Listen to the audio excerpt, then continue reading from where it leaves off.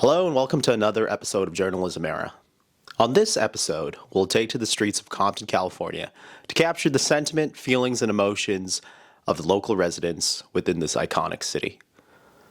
But first and foremost, Compton, California, a city embedded in the heart of Los Angeles County, has long been emblematic of both the resilience and challenges faced by urban America. Founded in 1888, Compton was originally an agricultural community, but it swiftly transformed over the decades into a bustling urban center. The city, often referred to as the Hub City due to its central location, serves as a significant crossroads for various cultures, industries, and social movements.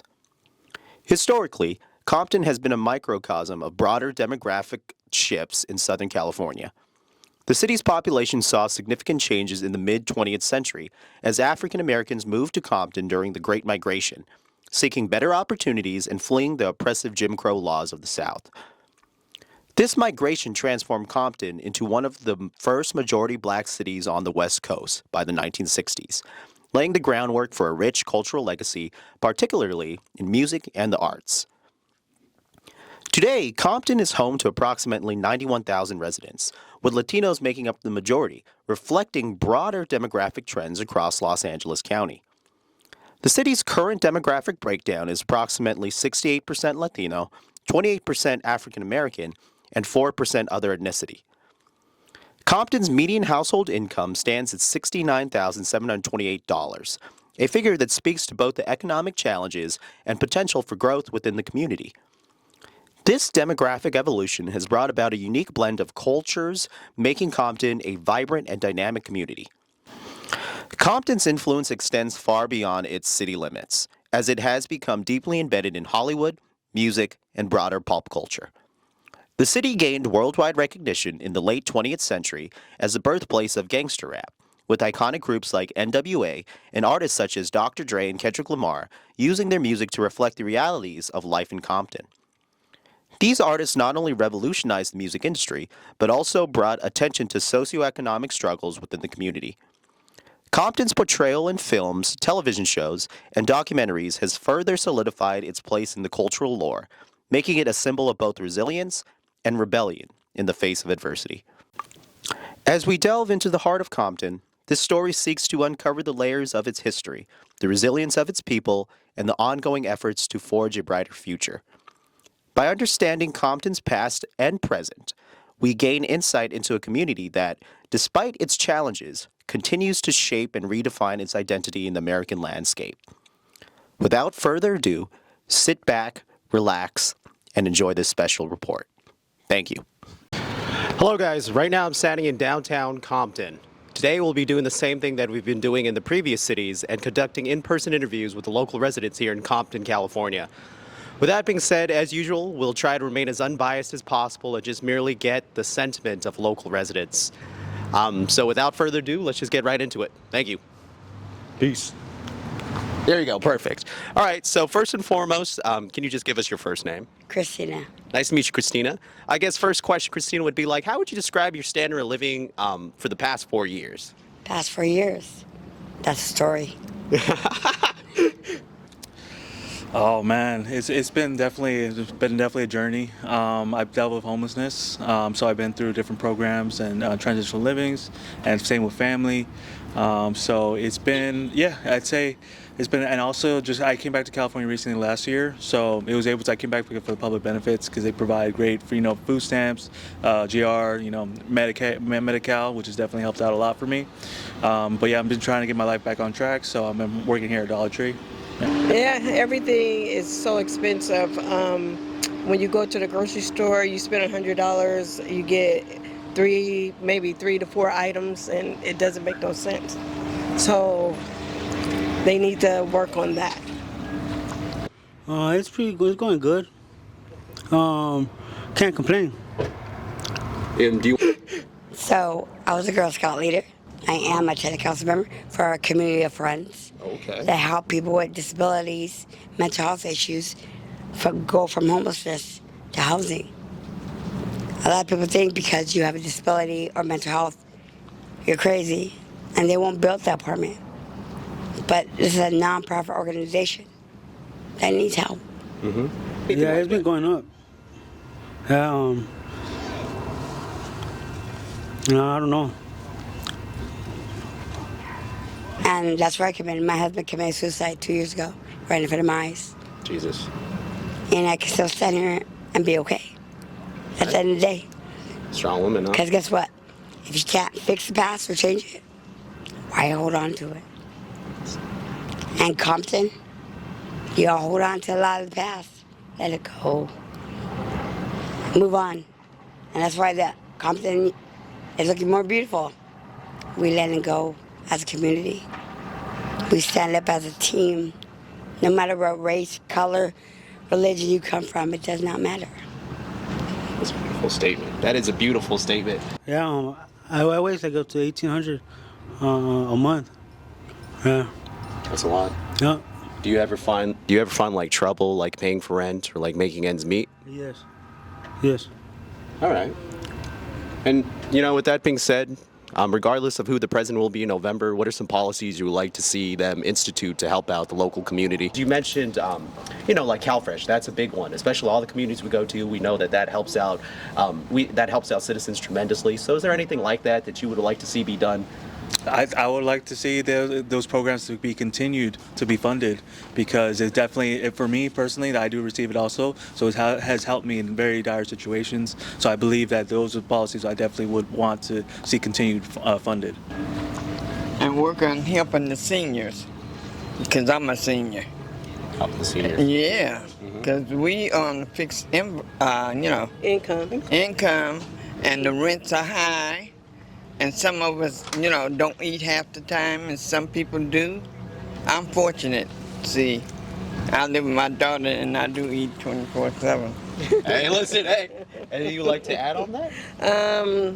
No, the cost of living is expensive too.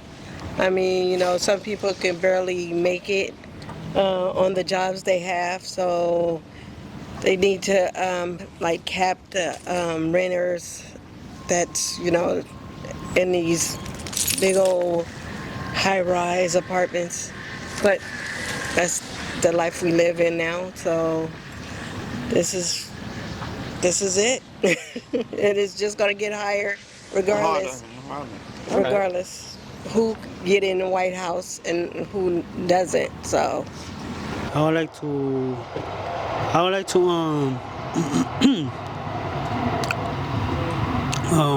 to say, can you give us more money on when we work? Raise up the value. That's about it. All right. I guess a follow-up question, I feel like you would give us some really good insight on this. I'm an independent journalist, and I always ask people, so what are some things you would like to see in news and media? Some tips for me. Anything that you would like to say that you wish you could see, so then in future videos I can strive to accomplish that. I'd like to see you doing what you're doing right now. Talking to the average person like me right here out on the street. You're very persistent about it, and you seem to have a lot of motivation and drive. So I haven't really come across a lot of these situations, so I see more people like you doing this. Thank you, I appreciate it. Well, for one thing, you look like you're 19. Another thing, keep the good work up. Keep, put your standards high. And don't let nobody bring them down. Nobody. Thank you. I don't care who it is. The young people like you get more publicity. You guys are trying. You guys are working. You guys are working your butt. I'm gonna say butt off. And no one's seeing that. No one's giving you guys the benefit of the doubt. Like they used to call my kids privileged because I had both parents. They're not now. You don't know who's privileged and who's not. And it doesn't matter at the end of the day. It was Adam and Eve. So guess what? We're all the same. There's no difference. That's beautiful. And y'all need it. Y'all young. Yeah, I'm trying my best. Yeah, right. Y'all trying. And you know what? As long as you're trying, I give you a lot for that. And if no one says it, I'm proud of you. Thank you. That means so much. You know what I mean? And is there anything else you would just like to say? Just kind of like let the people know. No. Okay. Appreciate your interview. I really do. do. Say something quick like that. You just got to keep on. You got to keep on pushing. But ultimately, I see a lot of value in getting like voices, regardless of, like you said, like, because a lot of the times you don't have like news media's like interviewing people on the ground, getting the real sentiment. So that's what I strive to too. But I want to thank you for coming back, man. I appreciate it. Yeah. Keep doing what you're doing. Be careful. You just can't just step to anybody, but just be careful. Of course. Yeah. And you're doing a great job. Thank you. I appreciate it, guys. Again, thank you. My name is Mark. I appreciate. Thank you guys for honestly, you helped me a lot.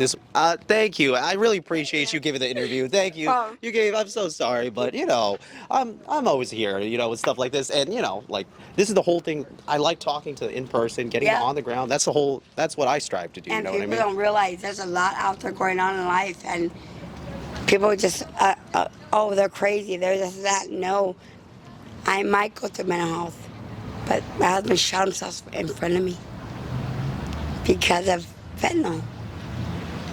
Me, I could still move on.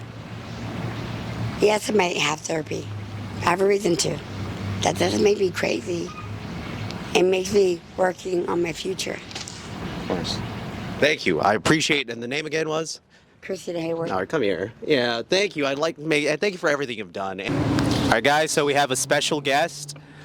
We have one of my good friends, Eduardo Sandoval, and also a local Compton resident and UCLA grad, Eduardo. So without further ado, Eduardo, me and Eduardo go way back. We met this last year in undergrad, and he's come on a lot of trips with me during the UCLA demonstrations. But I just really think he's a good motivational guest and speaker, and also main contributor to Journalism Era.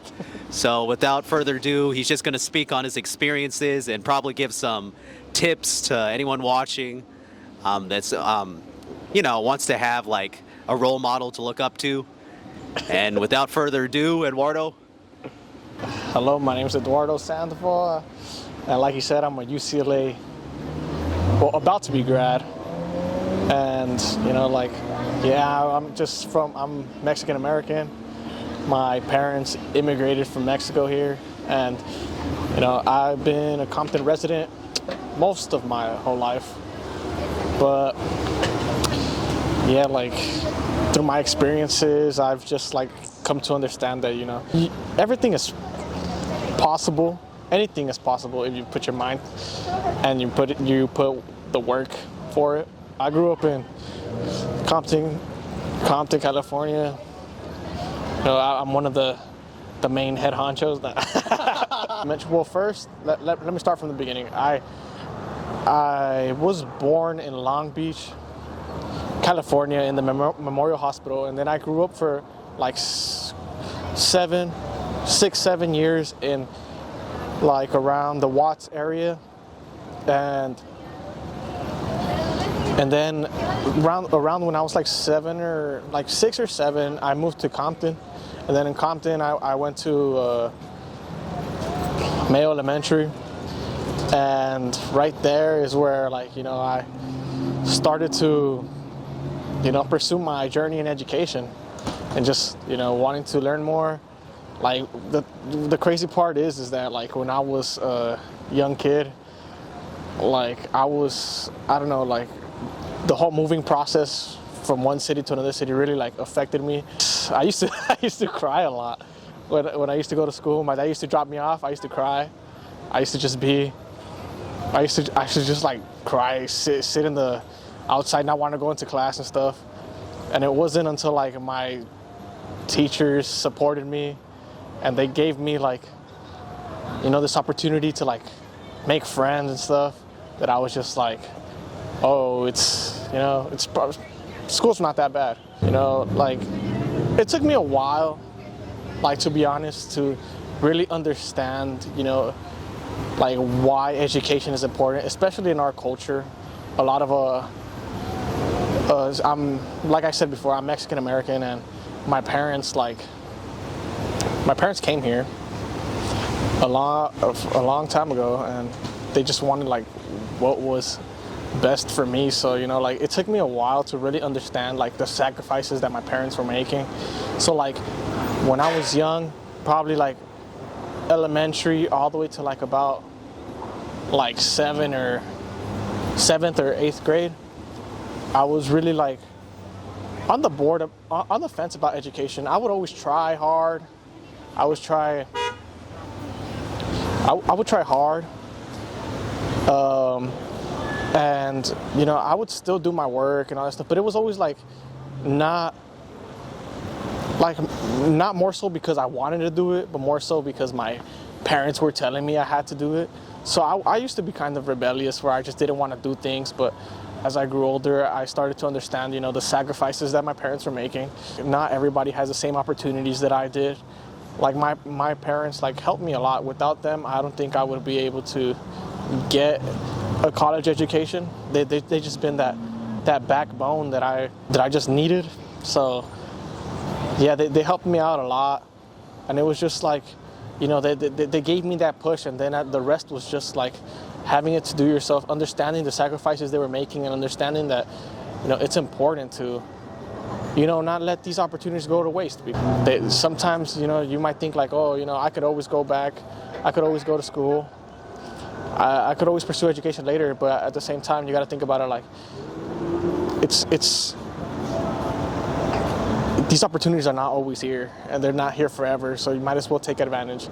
One thing that a teacher told me, he told the class, and he just said it's better to go to college because look, think about it, it's just 4 more years of school, you have the rest of your life to work. So you should go get an education. And through these motivational talks, just seeing my parents' sacrifices, seeing the efforts that the teachers were putting into, trying to better the next generation, and it's what really got me into pushing myself and understanding basically waste opportunities that my parents gave me. To me, their sacrifices mean everything, and I just couldn't let that go to waste. And that's why I chose to pursue higher education and not go into the workforce right after high school, because I know that they want what's best for me, and living and understanding this, how hard they are working to try to basically provide stability in our family. It just makes me realize that don't waste the opportunities that your parents give you. Don't waste the sacrifices, and just to always push through. Don't give up, and just keep going. It doesn't matter when you finish, it just matters that you finish. Be oh no, I don't want to pursue higher education because of oh, I don't know if I'll finish, I feel like I'm dumb. You're not dumb. You just need to work hard, and that's all. You just need to work hard for those things that you feel you're deficient in. And like me, when I first got into UCLA, I felt coming from Compton, coming from my background, coming from a low-income school, a school with not that many resources. I got into UCLA, and I felt kind of an imposter. I was just I'm not going to be as smart as these people who are here. I thought that I would, honestly, I thought I wouldn't survive. I thought I would either have to drop out, or maybe fail a lot of classes and stuff like that. But for the most part, I just pushed as hard as I could, and so far so good. I'm almost done. So yeah, I'm saying, just keep pushing. Don't give up. You gotta think about it like this. Just college is not a scam. College is an opportunity that, you might not think it's the best for you, but just try it out. And just pursue your goals, pursue your dreams, and just keep pushing. Yeah, that's about it. Oh, thank you, Eduardo. All right, thank you, Eduardo. Another round of applause for our speaker, Eduardo. And, you guys, for the audience, whoever may be watching, Eduardo's living proof that, hard work will pay off. You just got to remain dedicated. I know Eduardo personally, I know he's a very hard worker. And, it's that work ethic that got him to where he's at today. So, let Eduardo, what he said, just kind of be like living proof that you can really achieve your dreams, but you just have to, you have to remain focused, and you just have to always keep your eye on the finish line and set goals for yourself. But I want to thank you again, Eduardo, for giving that interview. Definitely a very compelling story, and thank you. Just thank you for that. All right, Eduardo. So with that being said, Journalism Era out. Yay. Thugger. Migos. Migos. Thugger. Thugger. Stoner. YRN. She wanna fuck on me. I'm thugger. Thugger. She wanna prison, but she ain't my friend. She leave with it up, but we look like we win. We win. She wanna fuck me 'cause I'm the YRN. What? And thug, and what? And yeah, thug, and what? And Migos, thugger, play with Kilo, Ocho Cinco. I got stripes like a finger, scooped out ego. Johnny fucking Puerto Rico. I stand on that stage and look like a big Miss Keto. Put a man's in the Honda Civic, standing on the stage looking like a ton of midgets. Feeling like a fool, I'm fucking about to freeze it. All the bitches I smell just like fucking fishes. A nigga running for the fire man, dog got his motherfucking plans on. Dog got all to put his bands on. I ain't tryna sound tough, but my man's on. You dig? Young Thug got kids. Riding up in a minute. She kinda hard, man, to me, go that ain't never lied. Young rich nigga got a bitch, what's your chick die?